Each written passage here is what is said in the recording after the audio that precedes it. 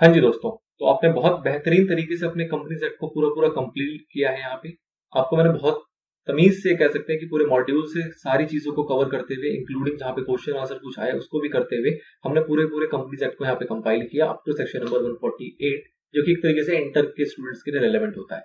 अब मैं कहता हूं यहाँ पे कि अगर आपने सपोज किसी और तरीके से भी आपने लॉ पढ़ा हुआ है या कोई और भी लॉ पढ़ा हुआ है या फिर कंपनी लॉ पढ़ा हुआ है, कोई भी लॉ पढ़ा हुआ है, उसके लिए कुछ टिप्स देने जा रहा हूं यहाँ पे कि किस तरीके से, क्योंकि जनरली क्या होता है कि जब भी हम लॉ पढ़ते हैं, चाहे आपने यूट्यूब से पढ़ा हो, मेरी वीडियो से पढ़ा हो, या आपने कहीं पे क्लासेस ले रखी हो, या आपने किसी और सोर्स से पढ़ा हो, किसी भी तरीके से आपने पढ़ाई की हो, लॉ की करी हो, चाहे कंपनी लॉ है, चाहे आपका कॉन्ट्रैक्ट एक्ट हो, चाहे कोई भी लॉ है। अब बेसिक दिक्कत क्या आती है किसी भी लॉ को पढ़ने के बाद कि लॉ की हमें, जब हम उसको समझ रहे होते हैं, सुन रहे होते हैं, तो हमें लगता है कि अच्छा नॉर्मल चल रहा है, कोई दिक्कत नहीं है, समझ में आ रहा है। लेकिन जब आप कल को एक बार बैठते हो खाली और सोचते हो कि यार इस सेक्शन में क्या था, इस एक्ट के अंदर क्या था, इस प्रोविजन के अंदर क्या था, तो कई सारी चीजें उसमें से छूटने लगती हैं। मतलब याद रहती हैं लेकिन कंप्लीट याद नहीं रह पाता। सपोज उसके अंदर अगर 10 प्रोविजन है तो आपको 4 5 6 7 रह जाएंगे, लेकिन सारे प्रोविजन याद नहीं रह पाते। ठीक है, फिर बात आती है कि सर रिवाइज कैसे करें। अब रिवाइज अगर करने बैठोगे तो ऑब्वियस सी बात है आप सारी चीजें तो पढ़ोगे नहीं। सपोज करो आपने 500 पन्ने की अगर किताब पढ़ी है, 500 नहीं कहता, मैं कहता हूँ 400 से 500 के बीच की पन्ने की किताब थी, जिसको आपने कंप्लीट किया, एक बार पढ़ लिया, क्या उसको रिवाइज करते वक्त पूरा पलट पाना पॉसिबल है? चलो एक बार कर भी लिया। आपको कहा जाता है कभी भी कि लॉ को सर जी रिवाइज करने का तरीका है कि 4 5 बार रिवाइज करो पेपर होने तक। अब 4 5 बार 500 पन्ने को अगर पलटा जाएगा तो आपका काफी जीवन का समय जो है वो लॉ में ही चला जाएगा, जो कि आपके पास और सब्जेक्ट भी होते हैं पढ़ने के लिए। तो क्या तरीका होता है? तो सबसे एक इंपॉर्टेंट चीज आता है कि किस तरीके से हम रिवाइज करें। पहला जो सवाल आता है वो यही आता है कि सर रिवाइज कैसे करें। आपने पढ़ाया, हमने पढ़ लिया, बात खत्म हो गई। अब रिविजन करना है, रिविजन कैसे किया जाए? ठीक है, या हमने जहां से भी पढ़ा पढ़ तो लिया, लेकिन रिवीजन कैसे किया जाए? पेपर आएंगे, पेपर से वो 2 4 6 महीने बाद है, कोर्स हमारा कंप्लीट हो गया, अब 6 महीने तक वो चीजें याद भी तो रखनी है। तो रिवीजन करने का एक एंटिक तरीका मैं आपको बताऊंगा यहाँ पे, जो कि मैंने खुद फॉलो किया था 2016 के अंदर, जब मैंने खुद अपने सीए फाइनल के एग्जाम दिए थे।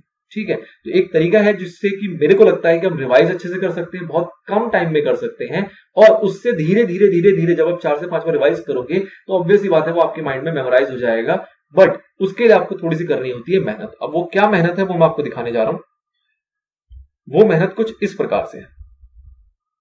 अब ये एक सैंपल है, इसको आप कहीं भी अप्लाई कर सकते हो। फिलहाल मैं आपको दिखाऊंगा कुछ आपके कंपनी लॉ के ही चैप्टर्स को, बट आप इसको कहीं भी अप्लाई कर सकते हो। अगर आप देखोगे तो ये आपका चैप्टर है अकाउंट्स एंड ऑडिट्स, बेसिकली जो आपका 9 और 10 चैप्टर था। पहला यूनिट आता है अकाउंट्स ऑफ कंपनी, जो कि सेक्शन 128 से शुरू हुआ। अब मैंने प्रैक्टिकली खुद क्या किया था, बिल्कुल सही है, तो इसको देखने की कोशिश करना। छोटी छोटी कुछ कुछ चीजें दिखाना चाहूंगा। अब इस टाइप के जो नोट्स होते हैं, ये नोट्स की अगर मैं बात करूं तो मेरा जो पूरा कंपनी लॉ था फाइनल का, आपकी बात कर लूं इंटर का, ये मुश्किल से 12 से 15 पन्ने में खत्म हो जाएगा। 12 से 15 पेजेस जो कि आप इस तरीके से अगर बनाते हो तो 12 to 15 पेजेस के अंदर पूरा एक्ट खत्म हो जाएगा। अगर आपका समरी तैयार हो गया तो खुद सोचो कि जब आप कल को देखोगे तो आपको एक मोटी बुक दिखेगी और एक ये 15 पेजेस दिखेंगे। आप खुद कहोगे यार 15 ही पेजेस तो हैं, अभी पलट देते हैं फटाफट से। अगर एक बार आपने ये लिखने की मेहनत कर ली है तो ये 15 पेजेस को पलटना बहुत आसान हो जाता है। और अगर इस 15 पेजेस को आपने 5 7 10 बार पलट दिया अपने एग्जाम आने तक, तो इसके अंदर की बहुत सारे सेक्शंस आपको याद हो जाते हैं। जो गलती करने वाली चीजें होती है, जो बिल्कुल लिमिट्स होती हैं, छोटे छोटे प्रोविजंस होते हैं, डेज होते हैं, फॉर्म नंबर होते हैं, इस टाइप की चीजें को आप यहाँ पे अच्छे से ग्रैप्स कर पाते हो, जो कि आपको बुक में एक तरीके से खो जाता है। ठीक है, कुछ आपको एक पर्टिकुलर चीज ढूंढना है, सपोज किसी सेक्शन को ढूंढना है, आप बुक में जाओगे पूरा सेक्शन पढ़ना पड़ेगा। ठीक है, पर्टिकुलर चैप्टर में कुछ चीज को ढूंढना है, पूरा चैप्टर पढ़ना पड़ेगा। यहां पे अगर आपने उसको कंपाइल कर लिया एक तरीके से, तो वो बहुत इजी तरीके से आप वहां से जो जरूरत की चीजें होंगी वो निकाल पाओगे और बहुत बार इससे रिवाइज कर पाओगे, और वो याद करने में बहुत मदद करेगा। अब इसको बनाने के लिए क्या करना है, ये कोई और किसी का नहीं बना सकता। ऑल्दो कुछ 4 5 पेजेस हैं यहाँ पे, जो कि मैं आपके एक तरीके से डिस्क्रिप्शन में दे दूंगा, अटैच कर दूंगा, लेकिन ऑब्वियसली बात है कंप्लीट नहीं है और ये आपके काम का एक तरीके से नहीं होगा अनलेस अदरवाइज आप खुद से बनाओगे, अपने हाथों से बनाओगे, क्योंकि इसमें कई सारी चीजें ऐसी लिखी जाती हैं जो कि जो लिख रहा होता है उसी को समझ में आएगा और किसी को समझ नहीं आएगा। और अगर कोई समझने की कोशिश कर भी लेगा, हो सकता है किसी को समझ में आ जाए, but it is not for all. तो इसलिए खुद बनाएं। जब आप खुद बनाओगे तो आपको काफी चीजें तो खुद ही याद हो जाएंगी अपने आप ही, क्योंकि आप पढ़ के बनाओगे ऑब्वियसली, तो वो अपने आप याद हो जाएगा। तो आपको क्या करना है, जैसे मैंने हाईलाइट किए थे जब मैंने आपको पढ़ाया है, तो उस हाईलाइटेड चीजों में से आपको और डीपली चीजें निकालनी। जैसे कि मैं अगर देखूं सेक्शन 128 की बात की, सब सेक्शन 128 का सबसेक्शन 1 लिया मैंने, maintenance of books of accounts लिखा यहाँ पे।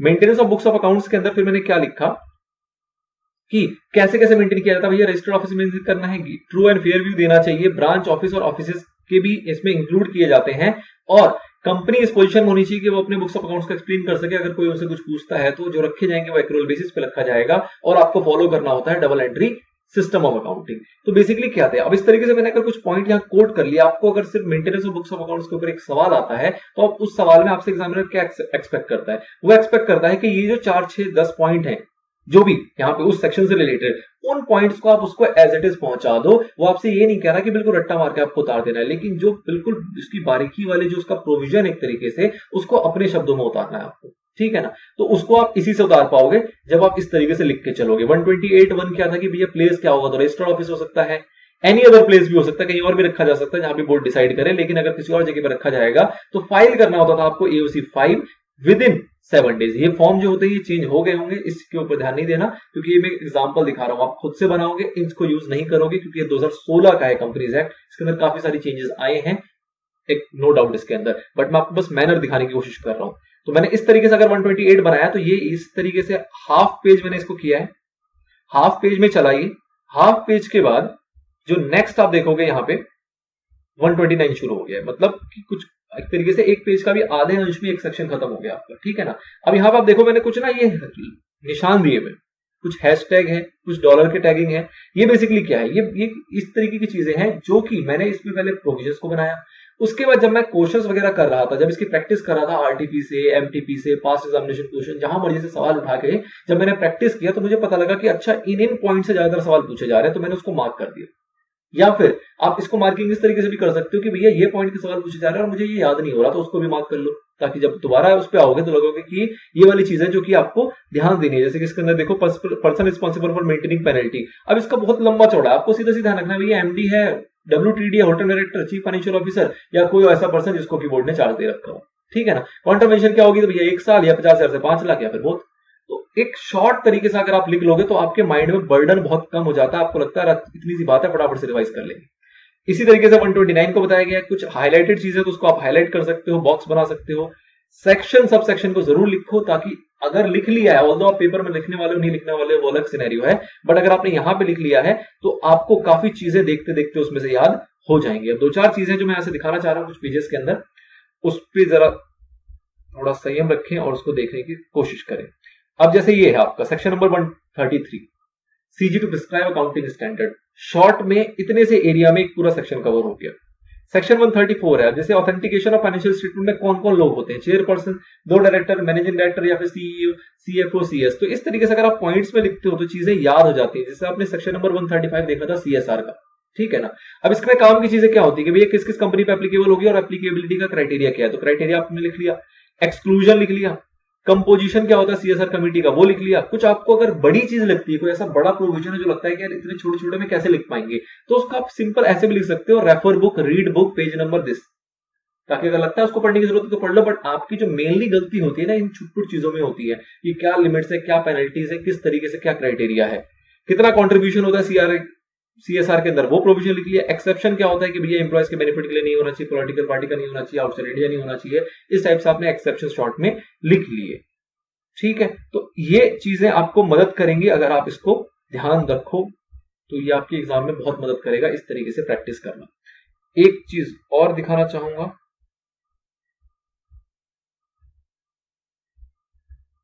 अब जैसे ये इंटरनल ऑडिट है, देखो सेक्शन नंबर 138 हमने देखा था इंटरनल ऑडिट का।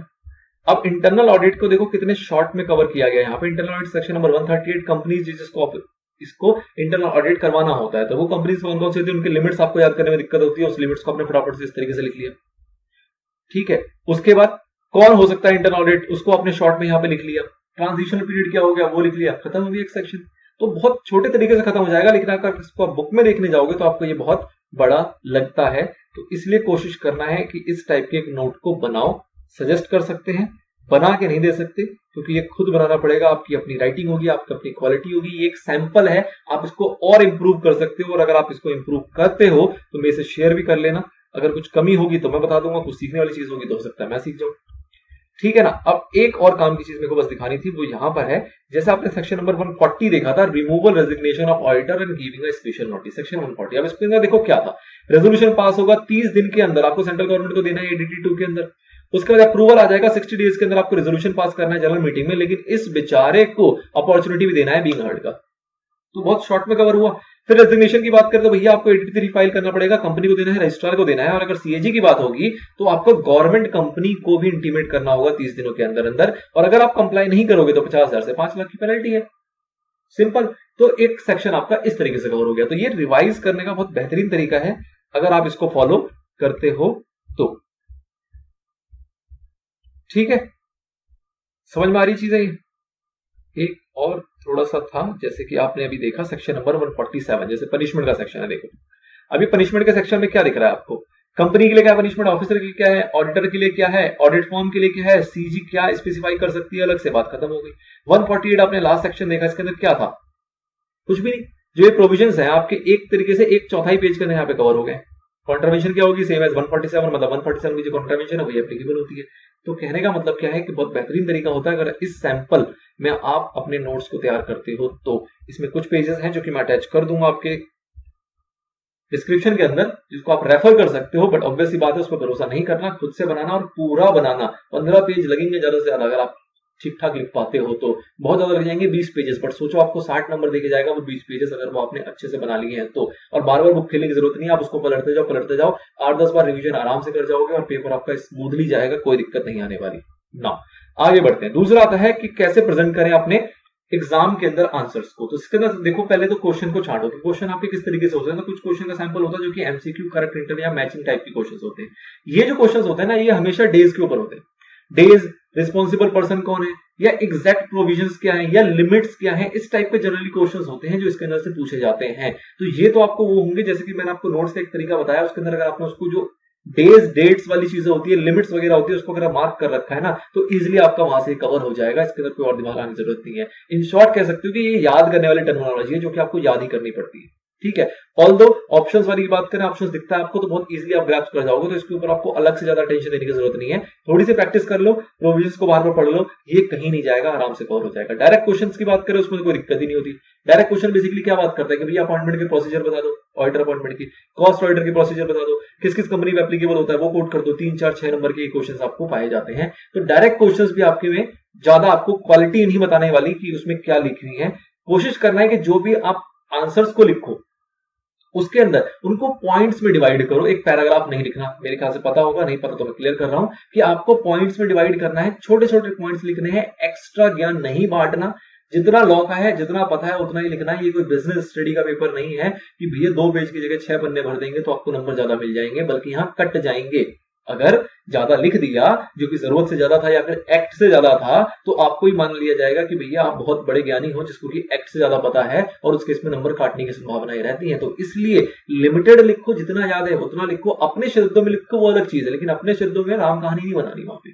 ठीक है ना। प्रोविजन से रिलेटेड चीजों को अपनी लैंग्वेज में उतारना है। ठीक, चलिए अगली बात करते हैं केस स्टडीज की। तो केस स्टडीज हमने बहुत सारी प्रैक्टिस की हर एक चैप्टर के एंड में देख के। उसके अंदर अगर इन शॉर्ट में आपको फिर से बताऊं तो आपको क्या करना होता है। सबसे पहले आपको जो भी आपने सवाल पढ़ा, पहले तो सवाल को 1 से 2 बार पढ़ो और कोशिश करो कि सवाल किस सेक्शन को रिलेट कर रहा है। क्योंकि अभी तो हम क्या होता है, एक चैप्टर का पढ़ रहे होते तो हमें आराम से पता लग जाता है, अरे अच्छा ये तो चैप्टर 9 का ये सेक्शन है, चैप्टर 10 का ये सेक्शन है, चैप्टर 8 का एक सेक्शन है। लेकिन जब आप एज अ सब्जेक्ट क्वेश्चंस को देखते हो तो आपको ढूंढना पड़ेगा 1 से लेकर 10 चैप्टर का कौन सा सेक्शन है, मतलब 1 से लेकर 148 सेक्शन में से कौन सेक्शन की बात कर रहा है। तो 1 से 2 बार आपको पहले क्वेश्चंस को पढ़ना ताकि आप एग्जैक्टली रिलेट कर पाओ कि किस सेक्शन से सवाल पूछा गया है। नंबर 1। नंबर 2 कि कई बार ऐसा होता है कि एक सवाल जो होगा वो सिर्फ एक सेक्शन से नहीं होता, वो 2-3 सेक्शन को रिलेट कर रहा होता है। जैसे सेक्शन 101 नोटिस वाला सेक्शन है, उसकी रेफरेंस कहीं भी आ जाती है उठ के, देखा है आपने। 102 की रेफरेंस कहीं भी उठ के आ जाती है। एजीएम है सेक्शन, ये ऐसे सेक्शन है उठ के कहीं भी आ जाते हैं। सेक्शन 137 है, कहीं भी आ जाता है। एनुअल रिटर्न सेक्शन 92 कहीं भी आ जाता है। तो कुछ ऐसे सेक्शंस है, बायबैक की चर्चा कहीं भी आ सकती है,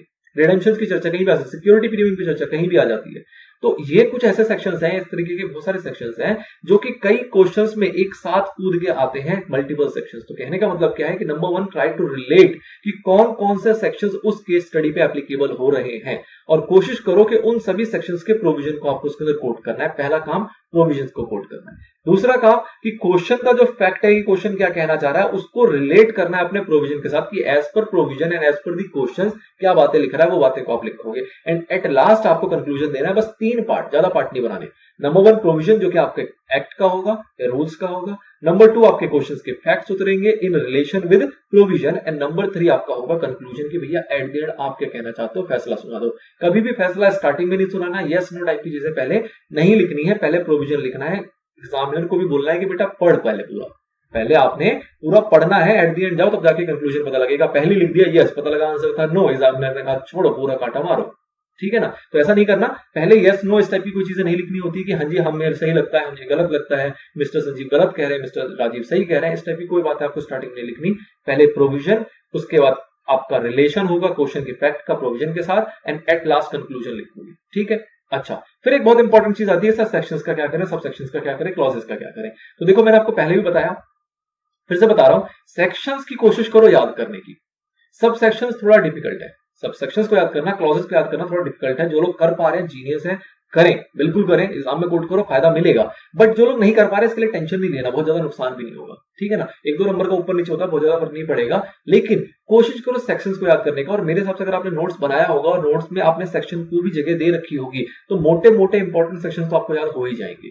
एक आधा कुछ मिसलेनियस रह जाए अलग बात है, पर मोटे मोटे इंपॉर्टेंट सेक्शन जो है वो आपको याद हो जाएंगे, और करने हैं, कोशिश करनी है। एक पल को नहीं होता सेक्शन याद, छोड़ दो, कोई दिक्कत नहीं, फिर तो आपको शुरू करना है as per the provisions of companies act, बात खत्म। लेकिन अगर सेक्शन याद होगा तो वो आपको एक बहुत अच्छी इमेज क्रिएट करता है एग्जाम के अंदर, तो इसलिए कोशिश करो एटलीस्ट सेक्शन याद करो। सब सेक्शन में बेसिक ना जाओ, 139 आपको याद है, अच्छी बात, उसके अंदर घुसने की जरूरत नहीं है कि उसके अंदर क्या क्या था, फर्स्ट ऑर्डर कहां पे था, गवर्नमेंट ऑर्डर क्या था, कोई बात नहीं, नहीं याद हो तो जो कर पा रहे हैं वो तो जीनियस है, कोई दिक्कत ही नहीं है। बट अगर एक पल को नहीं हो रहा, कोशिश करो कि 139 तो याद रहे कि भैया ये अपॉइंटमेंट का था, 144 तो याद रहे कि ये प्रोहिबिशंस का था, 148 तो याद रहे कि कॉस्ट ऑडिट का था, 147 तो याद रहे पनिशमेंट का था। लेकिन इस तरीके से कहने का मतलब है कि सेक्शंस को मोटा मोटा याद करने की कोशिश करें, एटलीस्ट इंपॉर्टेंट सेक्शंस को करो, क्योंकि एग्जामिनर भी एक्सपेक्ट करता है कि अगर एनुअल रिटर्न का क्वेश्चन मैंने पूछा है तो बच्चा सेक्शन 92 तो लिखे, एजीएम का पूछा है तो सेक्शन 96 तो लिखे, ईजीएम का पूछा है तो सेक्शन 100 तो लिखे। हाँ ठीक है यार, कोई बीच में एक आधा सेक्शन ऐसे भी होते हैं जो आपने देखे बहुत ज्यादा रेलेवेंस नहीं रखते, बहुत ज्यादा इंपॉर्टेंट टर्मिनोलॉजी नहीं है वो हमारे एक्ट की, तो एक पल को आप उसको छोड़ भी देते हो तो चलता है। बट मोटे मोटे जो इंपॉर्टेंट एरियाज है, नोटिस का सेक्शन 101, अब ये नहीं पता तो यार क्या पढ़ा फिर तुमने, ठीक है ना। तो ऐसे कई सारे सेक्शन हैं जो कि बहुत लिटरल वे में है, जो कि आपको याद होने चाहिए और उसको याद आपको रखना है एग्जाम पर्पस के लिए। तो ये मेरी एडवाइस है कि सेक्शंस को याद रखें, सब सेक्शंस को ठीक है कर लेना अच्छी बात है, नहीं तो कोई दिक्कत नहीं, कोई टेंशन लेना उससे, क्लॉजेस को नहीं लेना। बट अगर कोट करते तो आपका आंसर बहुत चमक के आता है और आपको फायदा मिलता है उसका, ठीक है। तो ये मेरी एडवाइस थी। मेरे हिसाब से दो मोटे मोटे एरिया आते थे कि सर जी रिवाइज, लर्न, मेमोराइज कैसे करना है और आंसर को कैसे प्रेजेंट करना है एग्जाम के अंदर, तो मैंने कोशिश की। इसके अलावा भी किसी को कोई भी डाउट, कोई भी सवाल, कोई भी क्वेश्चन आता है, इधर फॉर रिवीजन, इधर फॉर एक्ट का कोई भी प्रोविजन, कोई भी सेक्शन दिक्कत देता है आपको, तो मैंने सेक्शन वाइज वीडियो इसलिए बनाया ताकि आप उसी के नीचे कमेंट करके मुझसे वो पूछ सकते हो। इससे रिलेटेड कोई और आपको एडवाइस चाहिए, कोई भी आपको ज्ञान की जरूरत है कि कैसे याद करें, कैसे मेमोराइज करें, पेपर में क्या दिक्कतें आएंगी, क्या क्या दिक्कतें हैं, जो भी चीज आप पूछना चाहें फ्रीली आप आस्क कर सकते हैं मुझसे कमेंट सेक्शन में। होपफुली मैं रिप्लाई उसका करूंगा एज सून एज पॉसिबल, ठीक है। चलिए, तो this is all about your whole companies law. I hope एक अच्छी कोशिश थी और आपको अच्छे तक ये आपको सॉल्व हो पाई है।